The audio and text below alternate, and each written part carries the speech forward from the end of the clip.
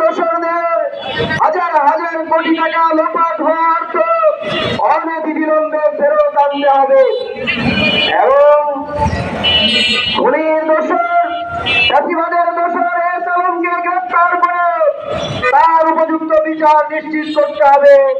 আমরা এই দত্ত আহ্বান জানাই এবং ইসলামী ব্যাংকের উপরে যে ষড়যন্ত্র করা হচ্ছে এই সকল প্রকার ষড়যন্ত্র রুখে দেওয়ার জন্য আমরা ইসলামী ব্যাংক গ্রাহক ফোরামের উদ্যোগে সচেতন গ্রাহক ফোরামের উদ্যোগে উদাত্ত আহ্বান জানাই যে কোনো ধরনের ষড়যন্ত্রকে রুখে দেওয়ার জন্য ইসলামী ব্যাংকের সচেতন গ্রাহক সমাজ আজ ঐক্যবদ্ধ হতে বাধ্য হয়েছে।